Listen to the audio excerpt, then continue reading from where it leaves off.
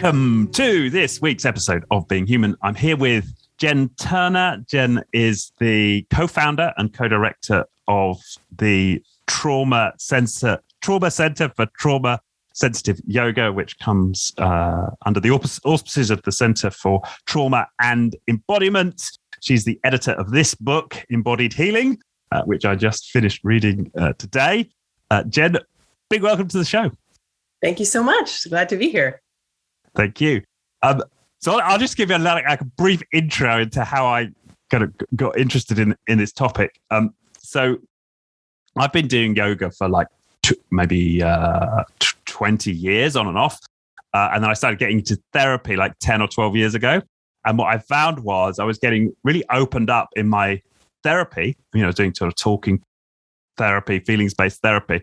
And then I'd go to these yoga sessions, really open and raw with all the sort of my emotions at the surface. And I just couldn't handle the yoga classes because I'd be bursting into tears. And suddenly this practice that I'd been doing that I'd found so nurturing suddenly just at some level became the opposite of nurturing because it just felt like I was unable to express these feelings that were there for me. And the yoga teachers just telling me to smile and to do these perfect poses. Whereas often, I just wanted to cry, get up into a ball and cry because a particular pose was triggering me and getting into feelings that I was also exploring in my therapy. So that was my state of mind when I first came across trauma-sensitive yoga and the Black Lotus Project, and that your co-founder, Dave Emerson, had written. And I was like, oh, this makes so much sense. Why don't we have trauma-sensitive yoga in the world? And I was kind of waving this book around at my yoga teachers, but none of them seemed to sort of get it. And I found one or two places where I could kind of practice yoga where there was some level of sensitivity, but it just felt to me like the world hadn't really embraced that message of that book, or at least any of the yoga centers I was frequenting. And then it kind of went to the back of my mind. I then started this podcast, and it was 100 episodes in. And I thought, we've got to get someone on the show to talk about it because I think it's such an important message underneath what the work that you're doing. So yeah, that's the backstory. And I wanted to just for the benefit of our listeners, just talk a little bit about the origins of trauma sensitive yoga and what we mean by that. Sure. I mean, the work really began, you referenced, Dave Emerson doing the Black Lotus Project and working with vets coming, Vietnam vets or more recent vets in the United States that were sort of coming back, getting treatment, but not sort of a holistic embodied care.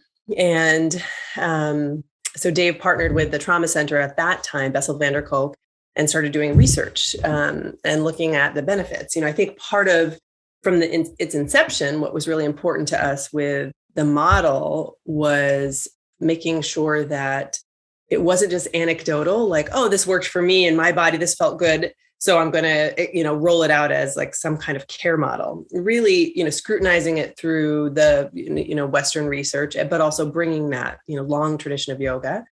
And, through subsequent studies through the years, pilot studies, and then larger, randomized control trials, looking at and learning about how there are ways that a traditional yoga class and setting can actually trigger trauma, can be a kind of an unsafe place in terms of relational power dynamics. And some of the work that we had to do to deconstruct that and build something different, while all the while knowing that there's really powerful things that we can gain and heal from in yoga, but that there's a lot of other noise sort of on the outside that can prevent that healing from happening. And so kind of quieting some of that and distilling down the threads of things that we can talk about, like interception and, kind of self-awareness that really are incredibly healing, as long as it's in a safe environment. Right. Yeah. So that makes sense. You don't want to throw out the baby with the bathwater, right? Right. That's right. Yeah. And, the learning process for us has certainly also been in rolling out trainings. We have a global training program where we've really done a lot of work to understand the ways that, this particular approach to trauma sensitive yoga is oriented to where it was founded in, Boston, Massachusetts, in the United States, this kind of academic hub, and, beginning to train folks, see folks doing the work in the world in all kinds of settings, globally, working in Syria and working in Australia and working in South America, and helping us to also adapt to become more culturally kind of competent and bring cultural humility to the work as well. Right. Okay. Yeah. And that comes through in the book, because you've got stories from, right across the world and many different cultures, represented in people's experience of the work. And how were you personally attracted to this? Were you a yoga teacher and then got into this? Like, what's your journey to this? Yeah. I was a yoga teacher. I actually did training in my undergrad as a classical singer, and I had a sort of a random factoid there. But I had a singing teacher who, at some point, I was like on stage doing some kind of aria. I studied opera, and she looked at me and said, "You are not in your body." I'm like, "I'm standing right here. What are you talking about?" She's like, "Go do some yoga. You will figure it out." And so, I fell in love with yoga, and subsequently became a teacher. Found my way to also becoming a talk therapist as well. So I have that dual practice. I have a private practice where I do traditional talk therapy, but it's never traditional because it's so inspired by this work. But I actually met Dave Emerson in grad school when I was trying to write a paper about yoga and trauma. And I was like, "Where's the research?" They're like, "Well, it's just getting started at these pilot studies at the Trauma Center." So it was a perfect connection, and joined the team then. And it's incredibly moving and powerful work. And, I think much like a lot of folks in the field, although there is a stigma around this, I'm drawn to the work because my own history, my own personal trauma history, my family trauma history, as a way of curiosity and learning. So there's that dual benefit that happens. Right. And so your singing teacher told you need to get into your body. You did some yoga. And so when did that moment come where you were like, okay, well, maybe, is it, did you notice there was something not quite right with the yoga you were doing? Or like, how did that evolve in your mind that there needed to be a different way to do it?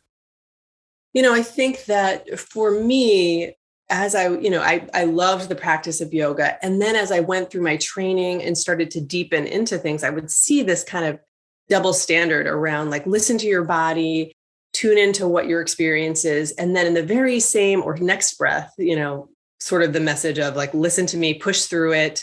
I don't know if we've all maybe experienced that sort of statement. A lot of yoga teachers will say at the beginning of class, like, do what you need to do. If you need to go into child's pose or rest or whatever, that's fine. And then immediately it's clear that that's not actually true. Like, do what I say, and like, I'm going to kind of kick your butt here.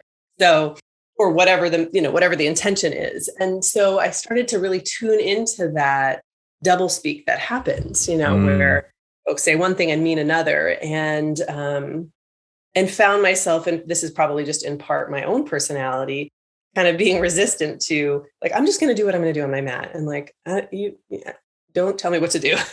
And so around that same time, thinking a lot about trauma and trauma, as we know, typically happens within the context of trusting relationships, right? So it happens with, a boss, a parent, partner, leveraging their power and coercing in one way or another the person with less power. And, the yoga dynamic and the dynamics in a yoga space they mirror that. It's whether we think about it as the guru structure or we think about it even just as the teacher-student structure that can be so easily shift into coercion and shift into those power dynamics, and that do mirror trauma and are kind of fertile soil for continuing abuse. And so I started to get very curious about that piece of the work, in addition to, of course, all of the things that happen physiologically with our body when we get to drop in and sense and feel things.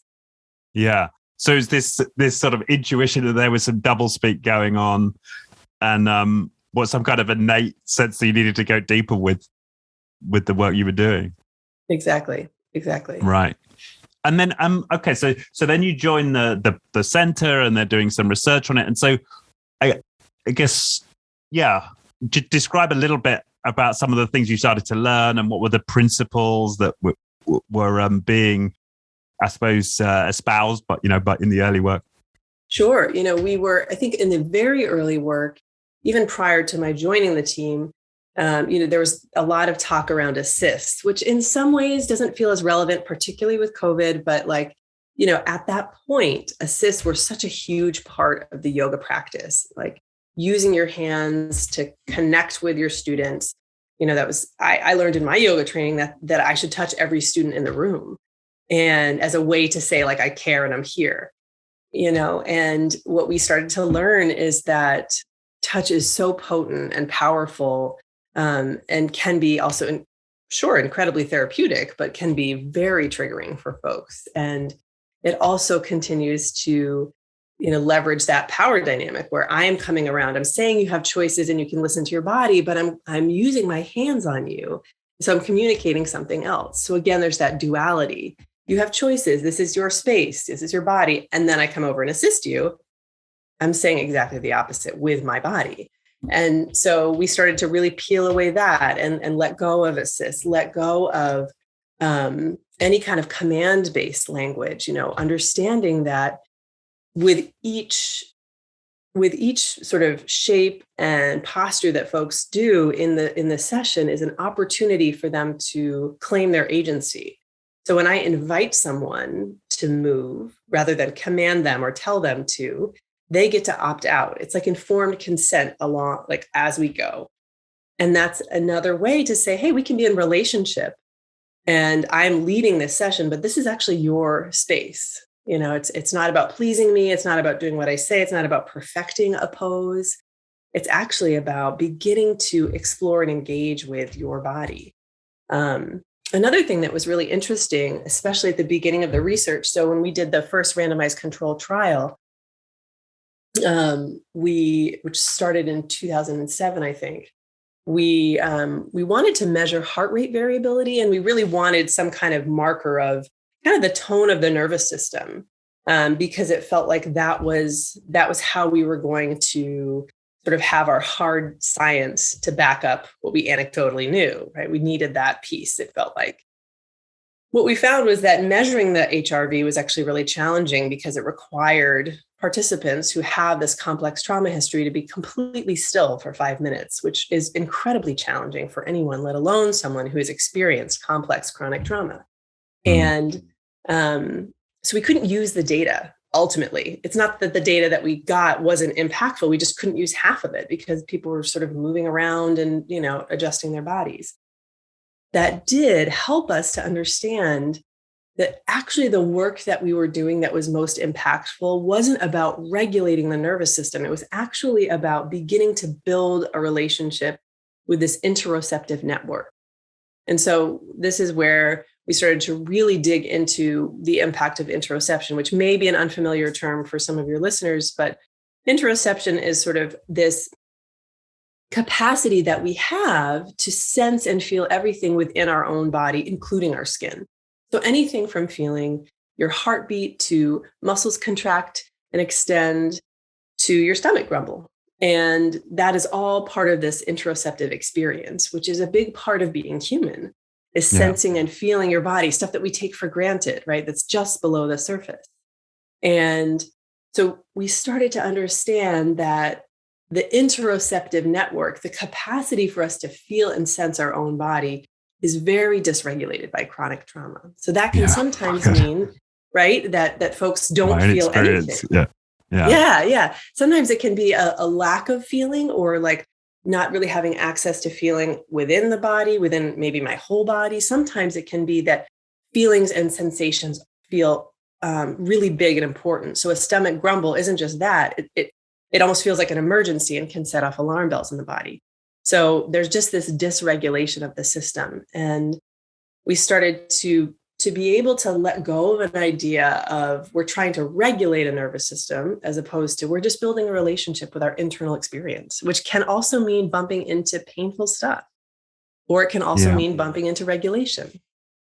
Yeah, that makes so much sense, because it, in a sense, like that desire to have the regulated system is sort of part of the same mindset, right? That we're going for this ideal. Just like we're going for with the poses. And that was so true of my experience with yoga, because I started off with no interoceptive capability, right? I was totally shut down.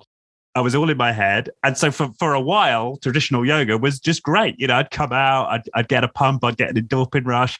I'd feel like I was doing good for my body. But once I started opening up on the inside, I become and certainly initially became very dysregulated. I was kind of all over the place when I started doing therapy. Yoga just became really difficult because, as you say, the assists would, terrify me. Or I can remember one yoga class, this guy, really macho guy, just came up and like grabbed my hips and put me into a straight plank. And I literally had to run out of the yoga studio. Yes. Because I was, you talk about dysregulation, I was just all over the place inside. And he kind of chased me into the changing room and demanded I go back into the class. And I was just like, just leave me alone, right? But everything you just said makes so much sense for me as somebody who sort of, experienced trauma and the recovery from it. Exactly. And it is, if we don't have that lens, then if we're not looking at it as trauma or like, our students as autonomous individuals, as opposed to like, a class of people that are supposed to comply, we can do so much harm, by that, moment like what you illustrate has happened so many times to survivors who, if they had been met with an understanding of trauma, it would have gone entirely different, right? That was you claiming your agency, right? I'm out of here, like I can't anymore. But, without in some ways, lens, I'd got sort of far enough that I could do that. But it's so true that what you said, because certainly it's been my students. In terms of the regulation of my nervous system, I think I became much more deregulated in the early stages of my therapy, and actually then became more regulated, but no longer shut down. So it was that curve that I'd gone through. And we saw that curve in the studies, and we've continued to have used this model of trauma sensitive yoga in subsequent studies and have seen the same pattern that around week 5 to 7, there is an increase in symptoms. And because people are feeling more. And so that's when it's so important to titrate it, to really give autonomy and empowerment to the survivor so that they can pace themselves. And it's not on my timeline or some kind of, predetermined timeline of what that looks like and when they're ready to move toward a certain form or try something that may be triggering, which sometimes can be that they never want to try a form that's triggering. It's not like if we can all do happy baby and we're sexual assault survivors that then we're healed. It's just, it's not like that, right? It's so personalized. Yeah, it's so personal. What did I love this quote on page 134 of your book. I can't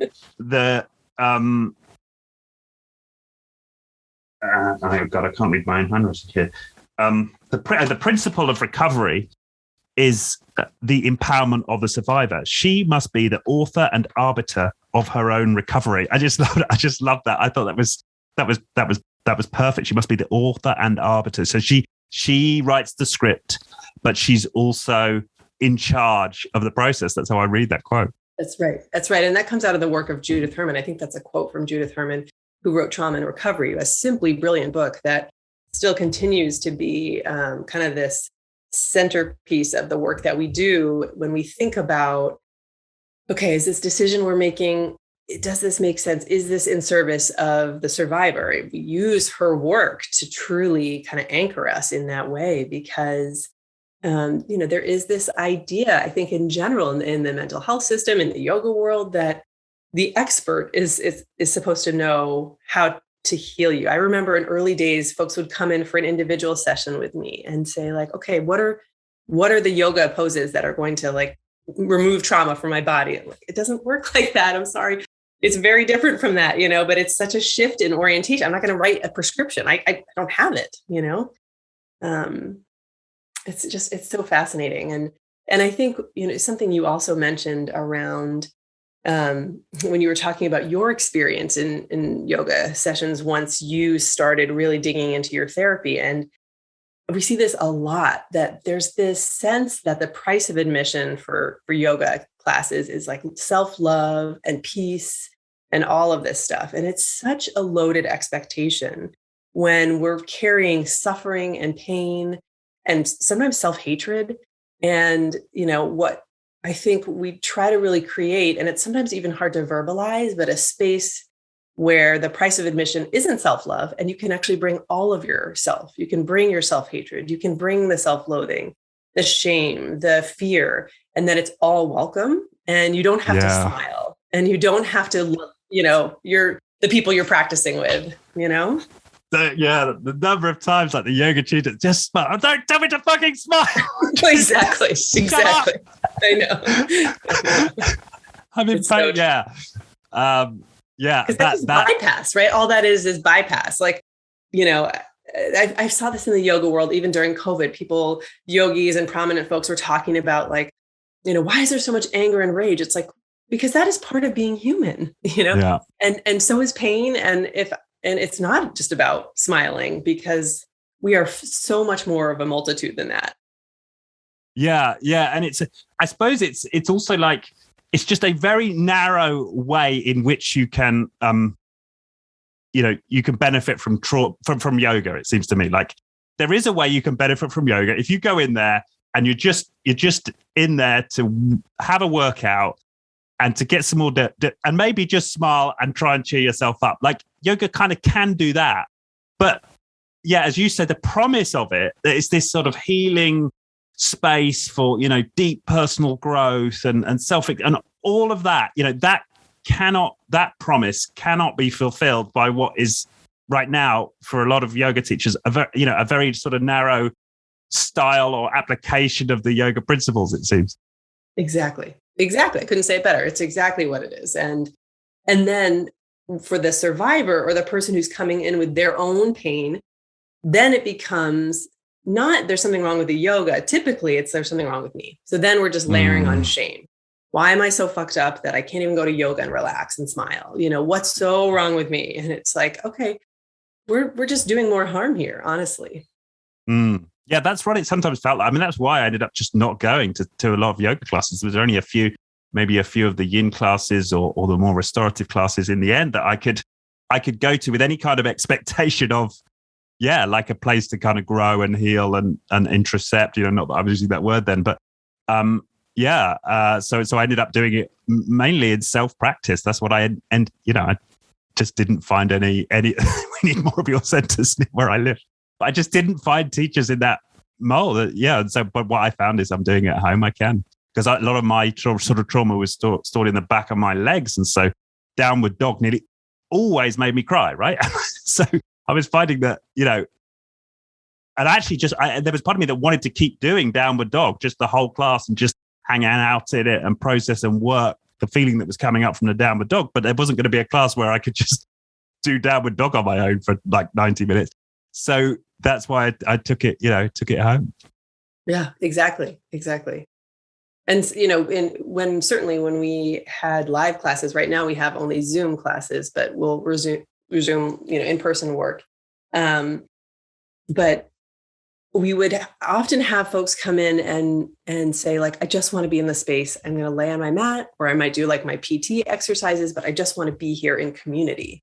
And to me, that is also, such a big component of healing, that trauma happens in relationship. We're betrayed in relationship and harmed in it. And so then how do we recover? We build new relationships and connections and find the space to do that, which is often a huge amount of work.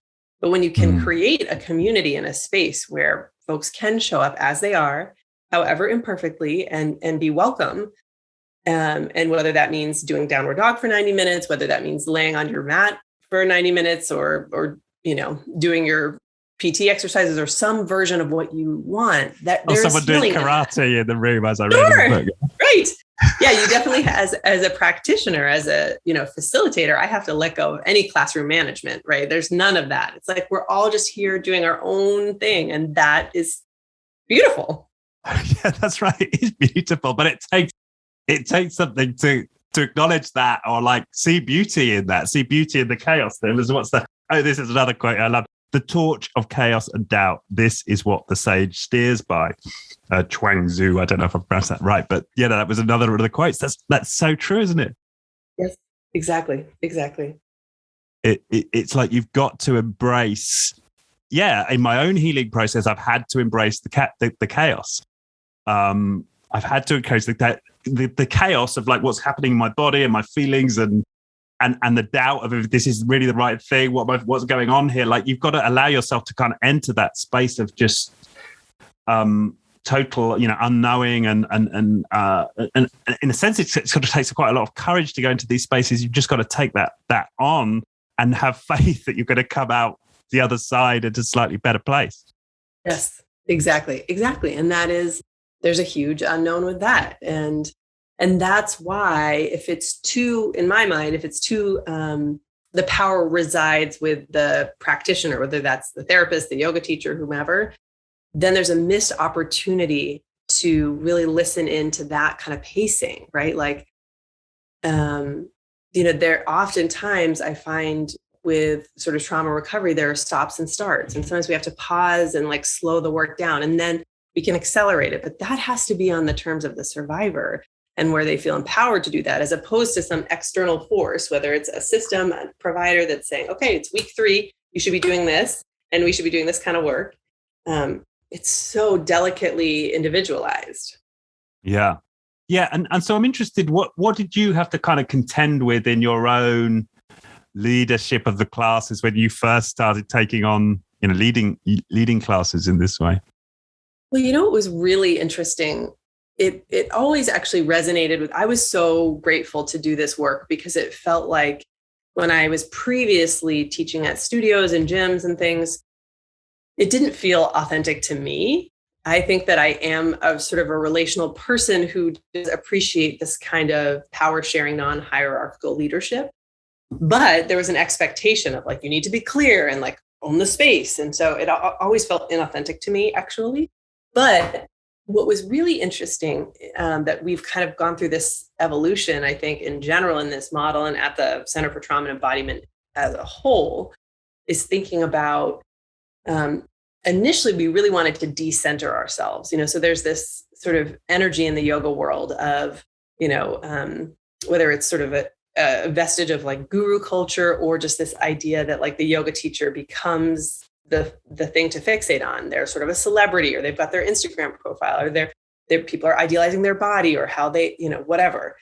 And we knew we wanted to decenter ourselves so that it wasn't about us. What ended up happening though, is that we weren't quite holding the space enough. We were sort of like disappearing a bit and not sort of saying, okay, listen, we know that we're in a power dynamic here. We are in a position of power. So how do we hold that in a transparent way that is clear about our intention, but also invites feedback and input and signals that we're here to co-collaborate and create a thing, as opposed to sort of like ducking that, It's like, okay, yeah, I am in a position of power. So now how do I do that in a way where I lead from this space of, collaboration? Right.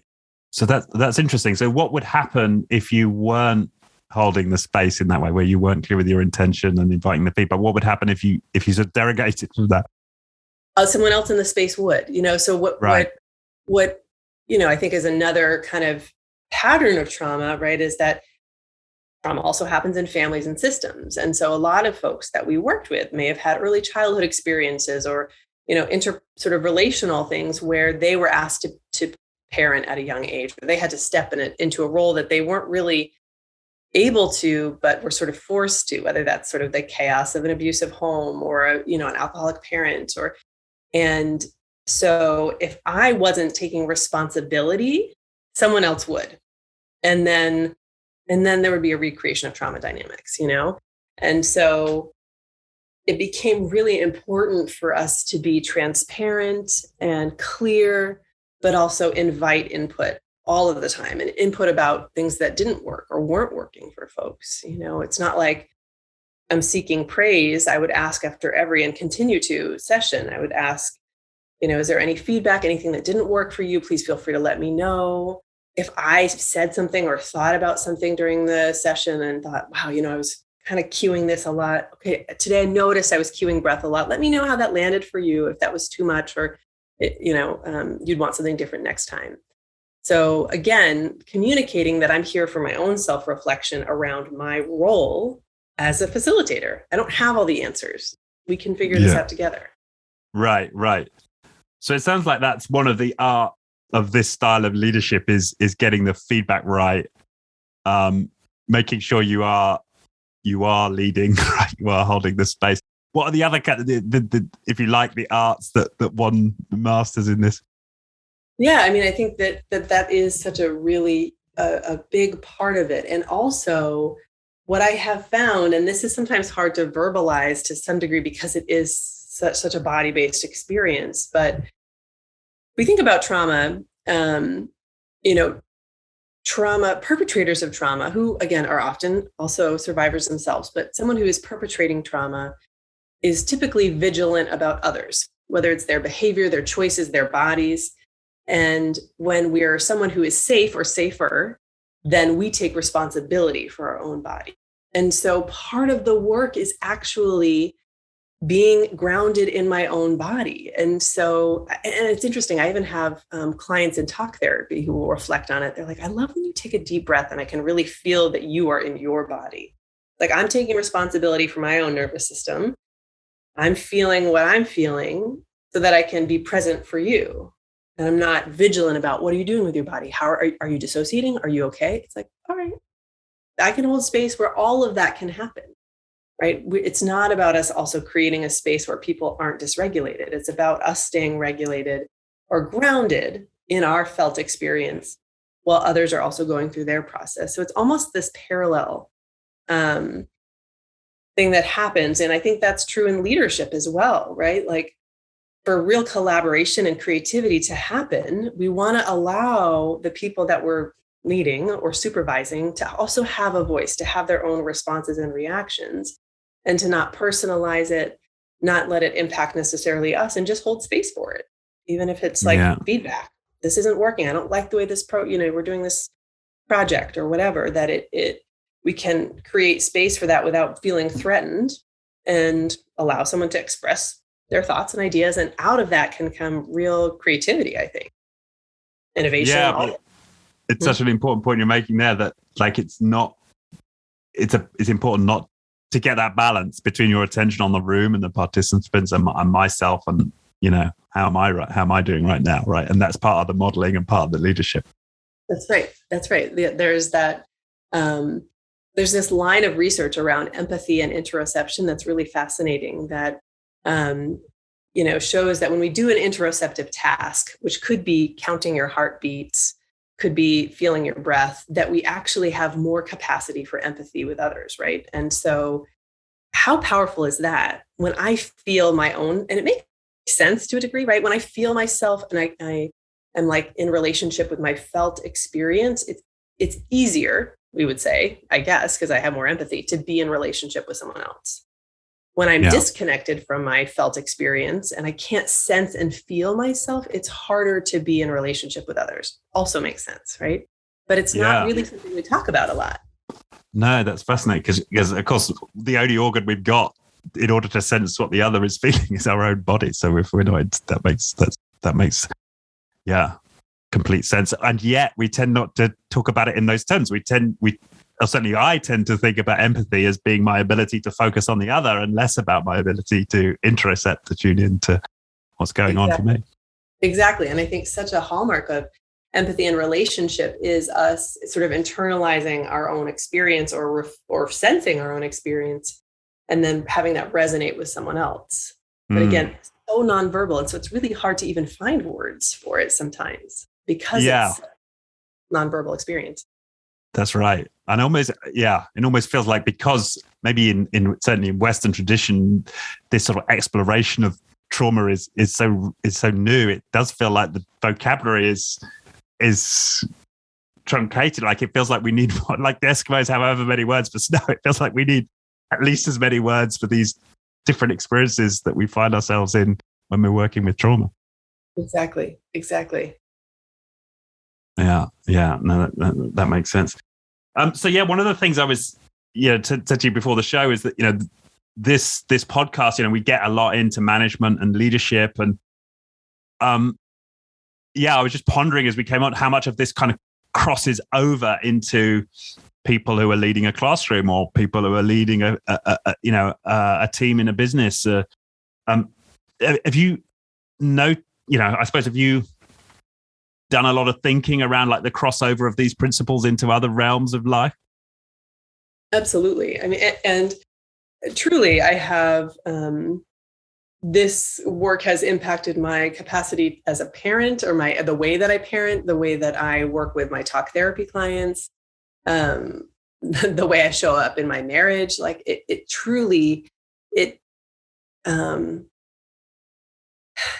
do I say this? It's like, one thing that I really appreciate about this work and working in this way is, could I call myself an expert in trauma? Maybe, sure. But like, am I an expert in your trauma or anyone else's? Absolutely not. And so maintaining this curiosity about, and this sort of beginner's mind almost with the work has helped me do that in talk therapy, has helped me do that as a parent, to think about, all right, I'm going to make a series of assumptions about what my child is experiencing, but truly, I don't know what it is like for them. I don't know what it feels like. And so can I be curious about it? Can I wonder? Can I let them lead? And I think that's also a thing that we explore in the yoga work, is especially with adolescents, we ask every time we work with them, do you want to lead the form or should I? Where it becomes this dance of like, all right, maybe you want to lead me and you can be in the position, in the seat of power. I think sometimes in leadership, when we hold on too tightly to that power, it becomes that, then that becomes the struggle, as opposed to the project that we're working on, whatever it might be. So it's like, how do we step out of the way and allow us to like flow in communication and creativity and ideas, and know that we don't have to hold on tightly or like enforce that leadership, And I think that happens in this work. I think about me as a provider. It's like, am I supposed to have answers? Like I typically just have more questions or curiosity, and then we find the answer together. And that is the work. Right. Yeah, that makes so much sense. And I think that, well, in the same way that we have it often, the yoga student might have an expectation on the yoga teacher. They're going to lead the class. They're going to tell me how to move. They're going to tell me which poses I need to do. We often have that same expectation of senior leaders and managers in the workplace. Like you're going to come up with the answers here. You're going to tell me what to do. You're going to tell me what the plan is. And yet the way, I think, to get the most out of people in let's say in businesses is to have that curiosity, like to let go of that as a leader and to focus in on each individual and get curious about what they could offer, like what interests them, what their contribution could be, what their answer to this particular problem might be. Exactly. So I see the parallel. Exactly. I have this very distinct memory of a participant who came in years ago to the center to do classes. And at that point, she had, I think, like a treatment team, which is not uncommon if you've got a complex trauma or a lot of things going on. She had someone she was working with for eating disorders. She had like a psychiatrist, a therapist, and then maybe someone else that she was working on with DBT. So she had a lot of cooks in the kitchen, so to speak. And I remember after the first class, I was like, oh, how was it for you? And she said, I was so frustrated that you wouldn't just tell me what to do, because it's all about choices, right? In the work. And like, I totally get that. I get that would be frustrating. And she was then in the moment reflecting on how she's used to this dynamic of her providers telling her what to do. And that can be loving and caring. It's not that it's from a mean-spirited place, but there is this dynamic of, okay, the provider has the answers and they're going to tell me, and then I'm going to get better. As opposed to, actually, the answers are within me and we're going to figure this out together. And I think that is a really big paradigm shift, whether we're talking about leadership, whether we're talking about care, mental health or yoga. It's different. It is different, but it feels like, to me, it is the prerequisite for all of it, right? Right. It's the prerequisite for any healing, any thriving, that's the first move is, it's my job. It's my job. Now I might seek people out to help me, but that it's my job and it's an inside job.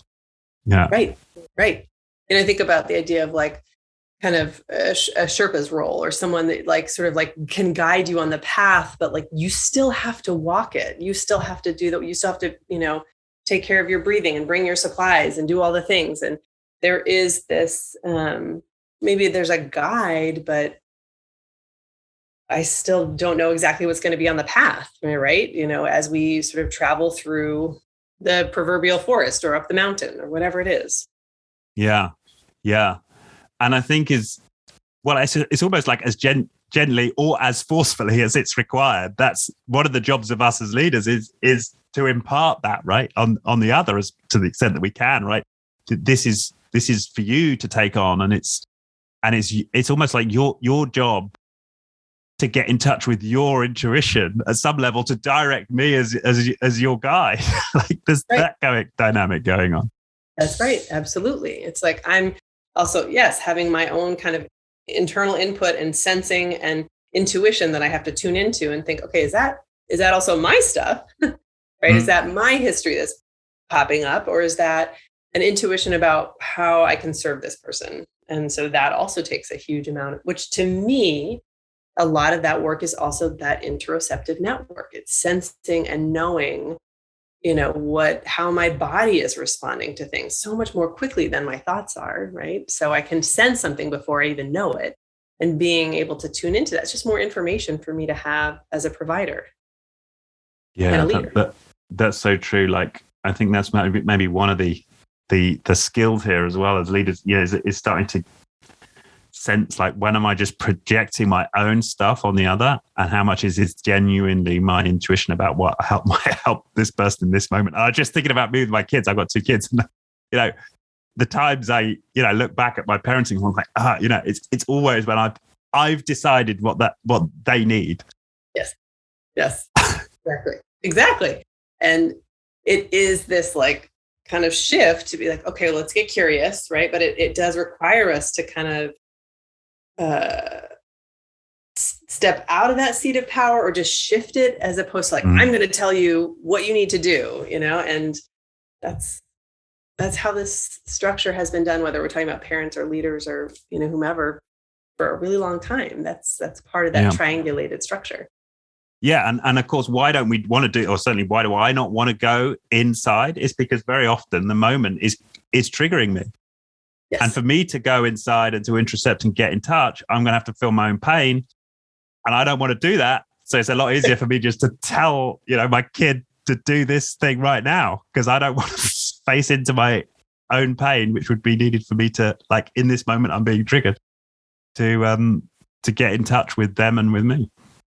Right. Exactly. And that's one of the things that we pull from, for sure, from the yogic tradition, is the self-study, or svadhyaya, this practice of knowing yourself, doing your own internal work in service of being able to show up and hold space for others. And that's something I think, certainly in my therapy training, we were encouraged, but it wasn't really stressed, the importance of us knowing our stuff and continuing to do that work. Any therapist who doesn't have their own therapist, it's like I would run from. It's like we need to do our own work too, to be able to continue to be there for others. Yeah, but it's so true. And I hadn't realized until I think this year that this term samskara, which is in the yogic tradition, right? These hidden patterns, these what we might call trauma patterns from the past. That's a part of the yogic tradition. I didn't hear a yoga teacher once in any of the classes. And this is being like, there's be a rant against but it's interesting that that's never talked about. I knew all of the Sanskrit names for the poses, and yet some of these like fundamental ideas that pertain to us healing ourselves are just don't seem to be talked about. That's right. Yeah, there is this heavy emphasis on the physicality, this like one tiny piece of the whole yogic tradition. There's so much more, richness there. And exactly, we can see those patterns and observe them, welcome them, understand them, and as a part of our healing and a part of our yogic journey as well. Yeah. And so, to explore them. I mean, and it's all, it's all of it, right? It's about seeing the whole, because the poses are, do have value, and they are important. But as you say, they're just a tiny slice of it. Right. Yeah.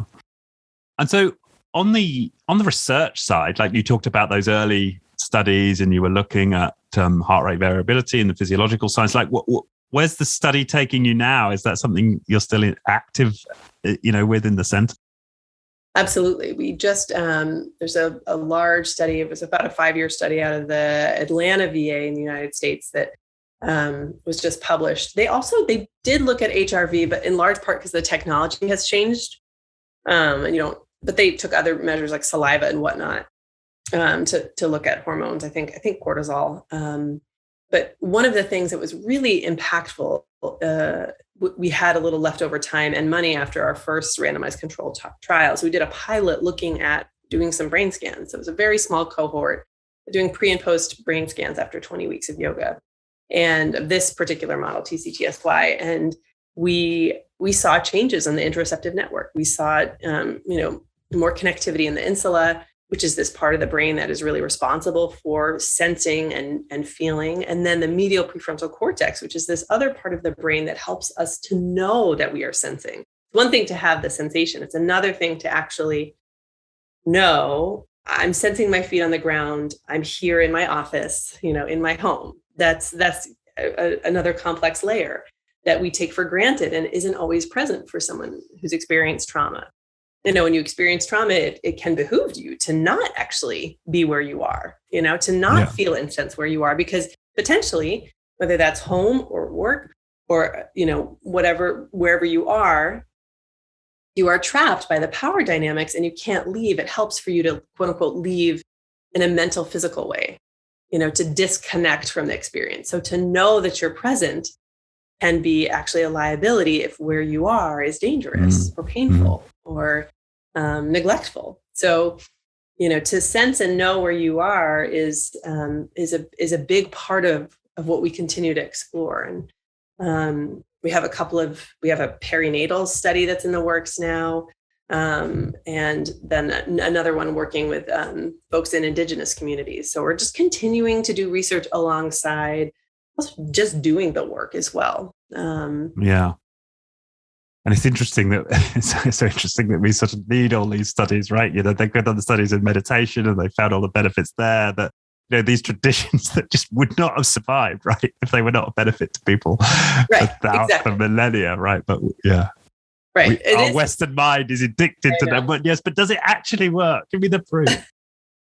So true. I know it is. That is a thing that's an absolute edge there. It's sort of this kind of colonization of the whole thing, right? Where we come in like, well, is this real? It's like, is this a 5,000-year-old tradition? It absolutely is real and has huge benefit. But I get it. You got to look at it through our lens. But maybe that is the way. I mean, maybe that's part of the importance of this work. Is it's the way of bringing it into our culture? Like that's the way we sort of ingest this wisdom somehow, right? Right. And for better or for worse, right? That has always been our goal, is to bring it in, not as the sort of adjunctive treatment or like a specialty kind of thing, but as a model that can be embedded in the Western medical model. And again, it's not that that's perfect, or it's problematic in certain ways, but then that generates access. Then that is something that's being talked about, not just by folks on the quote unquote fringe, but, people that are in positions of power in the field of mental health or the field of trauma care. Right. So, and well, it sounds like you presumably you must have some hope that that's possible, because there might be a view that says, they're addicted to the pills and the medical model and the external interventions, and there's no hope for that whole medical industrial complex. But it sounds to me like you've got some hope for transformation reform there. For sure. And I do think that, as much as I have plenty of critiques of the medical model, there's also, there is opportunity for benefit and healing. And I think that continuing to, bring in this kind of work is part of that. I mean, I think part of our stance has always been as well that it's not that we can't be in conjunction or be in tandem with medication, with traditional talk therapy. We want to be embedded in all of that because there can be benefit and there also can be harm, but much like any of this, right? There can be benefit from yoga and there can be harm if it's done. That's also true, right? Yeah. Right. And so, yeah, not romanticizing either, that yoga can create just as much harm as the kind of industrial complex medical model. Right. Yeah. I guess that's true. As you said, there's sort of the dark side of, just immediately comes to mind, the dark side of the guru culture and where that can lead. Right. Indeed. Yeah. Almost every major, tradition of yoga has a history that involves, guru abuse or a person in that role. Yeah. Yeah. It just reminds me of somebody who was talking about the ayahuasca traditions and how, some people go there and they have these incredible, transformative experiences. And yet there are the shamans out there, some of whom are abusing their position there. Right. So, yeah, I guess that's true that wherever you create any kind of system of humans, there are going to be individuals within it who find power and then abuse that power. That's right. Yeah. Yeah, indeed. And I think that, that is also that part of when we founded the Center for Trauma and Embodiment, we wanted to have this parallel process of we're thinking about the work, we're thinking about the trauma care, but also we're thinking about ourselves as leaders. So as we create other models for trauma healing, we have a weightlifting program, a theater-based program. As we supervise other people, we want to think about us as also the survivorship among us, so that someone that it's not this double standard of I'm going to treat my clients with care and attention, but my coworkers, whatever, we try to extend that same care to one another as well as coworkers. And that to me is another thing that we also see is that double standard where maybe the care that's being given to clients is really wonderful and top notch, but the health of the organization is very trauma insensitive or very harmful, where power is being abused or leveraged. And so it's really important for us to be consistent in all of our roles around how we are in relationship with other human beings, and other survivors. Yeah, that makes a lot of be the change and all that, right? That's right. Yeah.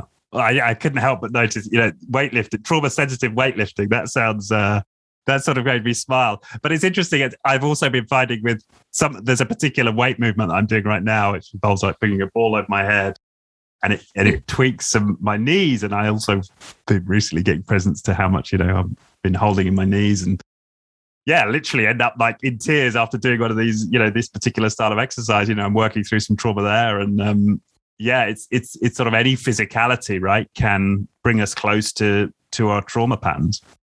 That's right. And weightlifting comes at it from such an interesting perspective around really looking at expanding the window of tolerance. They sort of based around Olympic style weightlifting. And so using really heavy weights, it does bring a bit of a fight or flight, fear response. And so how do we titrate that in a way in relationship with the trainer where you feel like you have complete control and autonomy as a survivor to say, okay, it's too much. Or okay, I'm going to try to push myself, but I could also end up in a puddle of tears. And let's just see. But not let's just see in a casual cavalier way, but in a way that's exploratory and curious and client led. Yeah. But that makes total sense. And it's almost I suppose in my mind, it's almost getting away from that idea that we have these transformative experiences in these semi-mystical settings, of the yoga studio. When we've all sort of sat there, it can happen. Yeah. Doing the removals or, at the gym or, anywhere, right? I mean, we're carrying our trauma in all spheres of life. So it's almost like we need trauma sensitive cultures. That's right. I mean, there is this push, and I wonder if sometimes I think the work is real and then maybe it's also lip service, but there's energy around, school districts becoming trauma, sort of sensitive or trauma informed providers, or, there's initiatives, at least in the States, around the state kind of taking on the mantle of being kind of trauma informed in the whole. And even if it's imperfect, I appreciate that the conversation is even happening around that, thinking about there's so much beneath the surface to anyone that we don't know what their lived experience is. And trauma is an epidemic, and it needs to be met in such a way, Yeah, it's an epidemic. Yeah. I mean, it's like it's part of the human experience, right? And it has been as long as humans have existed, as far as I can tell. Yeah. And yet addressing it and resolving it, at least from my perspective, is the most valuable thing someone can do with their time, right? It's the keys to the kingdom. That's right. And yet there are only pockets of us really talking about it. Yeah. Good. Okay. I know you need to run. So thank you so much for your time, Jenn. We'll put links to the book Embodied Healing, and then the original the original book, TraumaSensitive Yoga, the Black Orchid Project that you mentioned David Emerson wrote, and links to the center. Is there anywhere else you'd send people? I think TraumaSensitiveYoga.com is really, that's kind of got a lot of our information on trainings, but also has, resources, articles, videos that folks can watch to just learn and kind of dive more deeply into things. Brilliant. Okay. Thank you so much for the conversation and for the work you're doing. I just really appreciate it. Thanks for having me. It's my pleasure. Thank you. All right. Bye-bye. Thank you.